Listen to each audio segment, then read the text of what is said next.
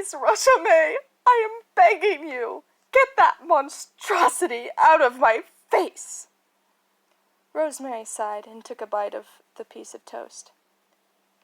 How are you able to eat that? Wolf asked, horrified. He never yelled, but his voice was permanently raised, as if for some dramatic effect, and now it cracked a little in his panic. Sometimes this was rather comical to Rosemary, coming from a 6-foot man who routinely played the villain in films. Currently, it only frustrated her. I can eat it pretty easily, actually. I didn't have breakfast this morning, so I can't even complain, but seriously. Actually, no, I can complain, all right? You are the reason I didn't have breakfast in the first place. I got up early just to make you all this toast. She gestured hysterically at the tables surrounding them. And you won't even try one piece. Then she burst into tears. Do not weep, Romeo. There. Wolf patted her back, feeling slightly guilty. Rosemary only cried harder. My name is Rosemary. This was no small point on her part.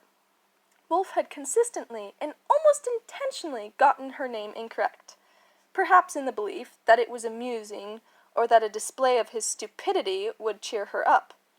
But it seemed unlikely that he would make fun of someone for their name, especially considering his most definite personal experience on that front. Wolf continued standing there, like an awkward fool, until Rosemary suddenly got a hold of herself. She spun around frantically, and then finally spotted a mug on one of the many tables. She desperately maneuvered between the tables and grasped the mug as if it were her lifeline. Then she inhaled deeply and let her cold fingers wrap this warm ceramic. She quickly gulped down her black coffee and rushed to a pot in the corner of the room, which had just finished producing another hit. After drinking a second cup, which surely scalded her tongue, she set the mug down and spun back to Wolf. He looked at her concerned, but didn't voice his question.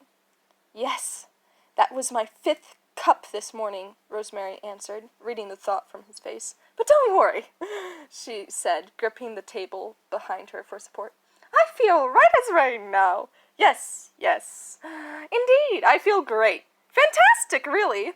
Let's get back to work, she said enthusiastically, pushing off in Wolf's direction.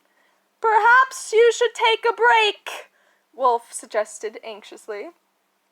His eyes inadvertently wandered to a piece of toast on a nearby table and recoiled in disgust.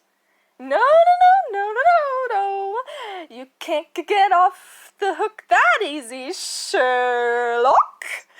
She laughed nervously and grabbed some toast from the nearest table.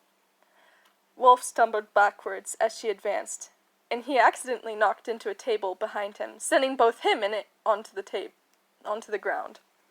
She laughed insanely and pounced on him to stuff the toast in his mouth. His screams echoed out into the hallway.